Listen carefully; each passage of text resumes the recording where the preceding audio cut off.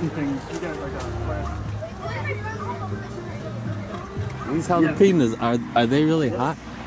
They can be. The hotter they, if they have stripes on them or black serrations, the hotter they can get. A lot of people like to remove the seeds from them because that's when you get the heat. Leave the seeds in, that's where all the heat comes from. I made a pepper paste. I just threw a couple jalapenos, grate them up. It turned out very well. That's a different story. When you feel like having zucchini bread, voila! It'll be fresh right out of the freezer, just like these people are telling me they're freezing this corn.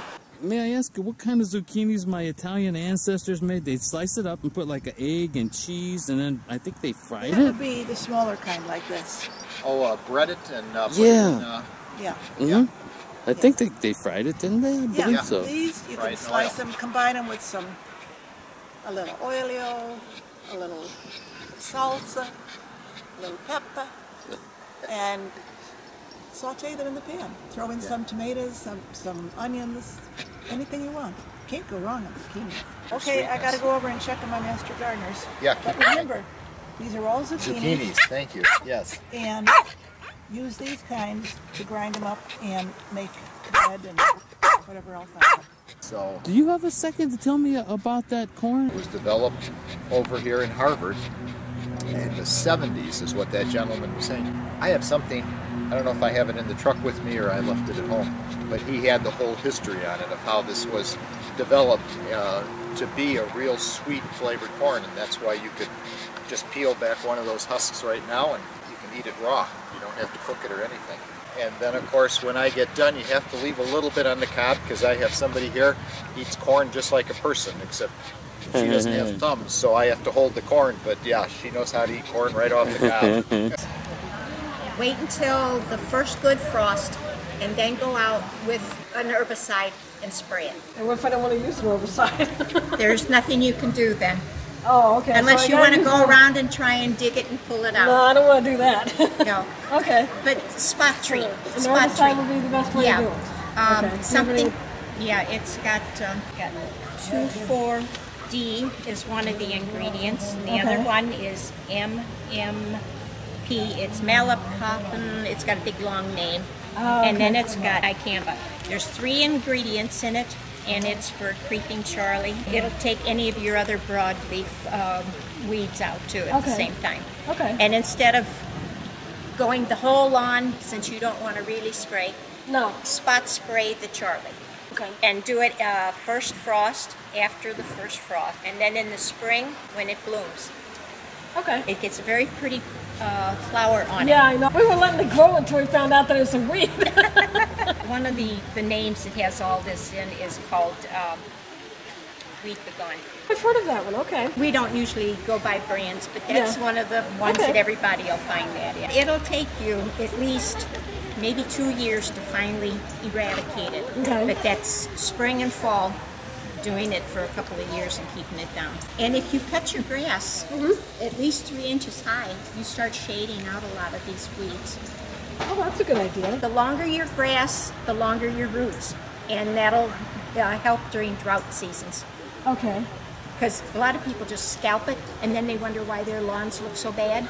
Well, there's no root underneath it when they cut it down to like a ½ an inch. That's invaluable information. It is invaluable.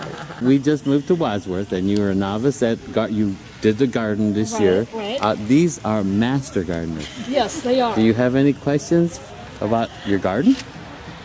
We have lots of answers here for you too. That is a very good website that's from the University of Illinois. Okay. And this is for our organization out in Grays Lake. We have a phone hotline.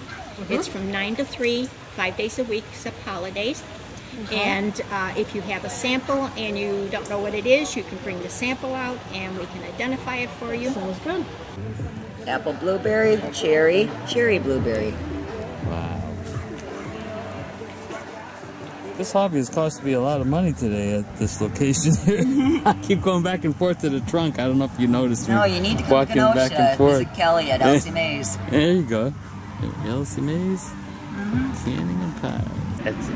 Cool. Did you make all these? Yes, I did.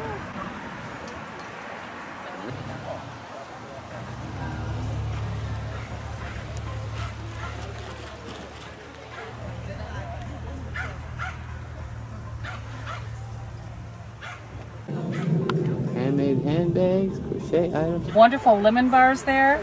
This is my ultimate brownie. Frosted banana bar. Double chocolate Snicker cake. Wow. I make 7-inch cherry pie. I've got butter pecan bundt cakes with a cream cheese filling with roasted pecans in them. Stuffed peanut butter cooking out of my home right now, looking to get a shop, my own bakery one of these days. Feel free to call me for any occasion, special occasions coming up, wedding tables, birthday parties. I love to cater. I've never seen so many balloons at once. There's over So 10,000 in colorful. a bag. I got like 50,000 at home or more. I don't know, I'm afraid to count.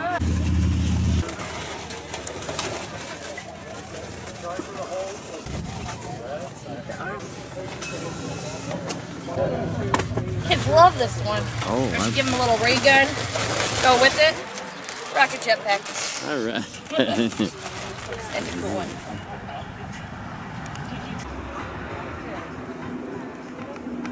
I guess that's a good sign when you're eating your own product. Well, this one had a big spot, so I figured nobody's going to buy it, so I'm going to eat it. Well, what do you got all this healthy food around here for?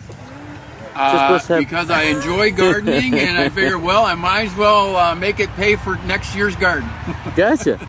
I bought stuff from your stand last week, and they were delicious, and I came, got And I some got more. a stand at my house, too, that I usually keep stuff there during the weekend and into early in the week. Resident of Beach Park. I live down by Green Bay and York House Road. The only thing I would say is come to the Wadsworth Farmers Market, to the friendliest people in town.